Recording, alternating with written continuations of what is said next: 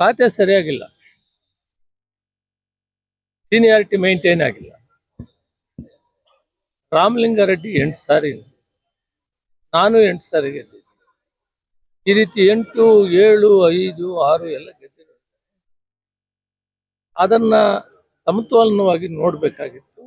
ನಾನು ಅಖಿಲ ಭಾರತ ಕಾಂಗ್ರೆಸ್ ಅಧ್ಯಕ್ಷರಿಗೆ ಮನವಿ ಮಾಡ್ತಿದ್ದೀನಿ, ತಾಯಿ ಸ್ಥಾನದಲ್ಲಿದ್ದೀರಿ, ಎಲ್ಲ ಮಕ್ಕಳನ್ನು ಒಂದೇ ತರ ನೋಡ್ಬೇಕು ಮತ್ತು ಸೀನಿಯಾರಿಟಿ ಮೇಂಟೈನ್ ಆಗ್ಬೇಕು. ಇವು ಮಾಡೋದ್ರಿಂದ ಮುಂದೆ 2028ಕ್ಕೆ ಕಾಂಗ್ರೆಸ್ ಬರೋದಕ್ಕೆ ದಾರಿ ಆಗ್ತದೆ ಅಂತೇಳಿ ಅವ್ರಿಗೆ ಮನವಿ ಮಾಡ್ತೀನಿ. ಮತ್ತು ಏನು ಇವತ್ತು ಖಾತೆ ಕೊಟ್ಟಿದ್ದಾರೆ ಅದನ್ನ ಬದಲಾವಣೆ ಮಾಡಿ ಜನಸೇವೆ ಮಾಡುವಂಥದ್ದನ್ನ, ಅನುಕೂಲ ಆಗುವಂಥದ್ದನ್ನ ಕೊಡಬೇಕು ಅಂತ ನಾನು ಮನವಿ ಮಾಡ್ತೀನಿ. ರಾಹುಲ್ ಗಾಂಧಿ ಅವ್ರಿಗೆ ಹೇಳ್ತೀನಿ, ಸೋನಿಯಾ ಗಾಂಧಿ ಅವ್ರಿಗೆ. ಈಗಾಗಲೇ ರಾಹುಲ್ ಗಾಂಧಿ ಅವರಿಗೆ ಮೊನ್ನೆ ಬಂದಿದ್ದಾಗ ನಾನು ಮನವಿ ಮಾಡಿದ್ದೀನಿ, ಸಮಾಜ ಕಲ್ಯಾಣ ಸೇವೆ ಮಾಡು, ಬಡಬಗ್ಗರಿಗೆ ವ್ಯವಸಾಯ ಸೇವೆ ಮಾಡಬೇಕು, ಇರಿಗೇಷನ್ ರೈತರಿಗೆ ಸೇವೆ ಮಾಡಬೇಕು, ಇಂಥವು ಆಗಬೇಕು.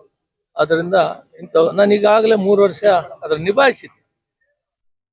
ಅದನ್ನ ಈ ಏನು ಯಾವ್ಯಾವುದು ಪ್ರೋಟೋಕಾಲ್ನಲ್ಲಿ ಸೀನಿಯಾರಿಟಿ ಕೊಡ್ಬೇಕನ್ನೋದನ್ನ ಅದನ್ನು ಕರೆಕ್ಟಾಗಿ ನೋಡಿಕೊಂಡು ಮಾಡಬೇಕು ಅಂತೇಳಿ ಮನವಿ ಮಾಡಿದ್ದೀನಿ. ಮತ್ತು ಈಗೂ ಕೂಡ ಅವ್ರಿಗೆ ಹೇಳ್ತೀನಿ, ಈ ಕೆಲಸ ಮಾಡೋದ್ರಿಂದ ಮುಂದೆ 2028ಕ್ಕೆ ಮತ್ತೆ ಸರ್ಕಾರ ಬರೋಕ್ಕೆ ದಾರಿ ಆಗ್ತದೆ. ಗೊಂದಲವಾಗಬಾರ್ದು. ಈಗಾಗಲೇ ಮನವಿ ಮಾಡಿದ್ದೀನಿ, ಸರಿ ಮಾಡ್ತಾರೆ ಅಂತ ಭಾವಿಸಿದ್ದೀನಿ.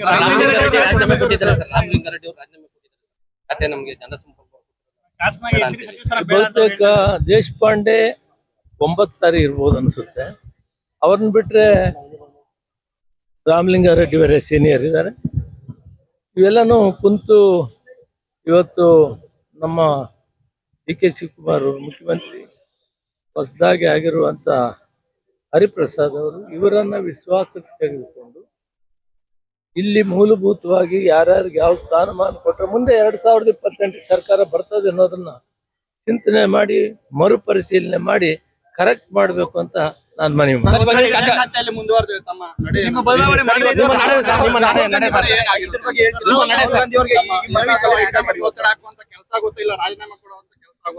ರಾಹುಲ್ ಗಾಂಧಿ ಅವರು ಬರ್ತಾ ಇದ್ದಾರೆ, ಅವ್ರಿಗೆ ನೀವು ಮನವಿ ಕೊಡ್ತೀರಾ ಸರ್? ಬೆಂಬಲಿಗರು ಎಲ್ಲ ಕಡೆ ಸರ್ ರಾಜ್ಯಾದ್ಯಂತ ತಮ್ಮ ಬೆಂಬಲಿಗರು ಪ್ರೆಸ್ ಮೀಟ್ ಮಾಡ್ತಾರೆ. ಪಕ್ಷದ 50 ವರ್ಷಗಳ ಸುದೀರ್ಘ ಚರಿತ್ರೆ ಇದೆ. ಶಿಸ್ತಿನ ಸಿಪಾಯಿ ಆಗಿದ್ದೀನಿ. ಏರುಪೇರುಗಳನ್ನ ತಿದ್ದಬೇಕು ಅಂತ ಮನವಿ ಮಾಡಿದ್ದೀನಿ ಅಷ್ಟೇ, ಬೇರೆ ಮುಂದಕ್ಕೆ ಮಾತಾಡಲ್ಲ. ಇಲ್ಲ, ಅವ್ರು ಬೇರೆ ಕೆಲಸ ಬರ್ತಾ ಇದ್ದಾರೆ.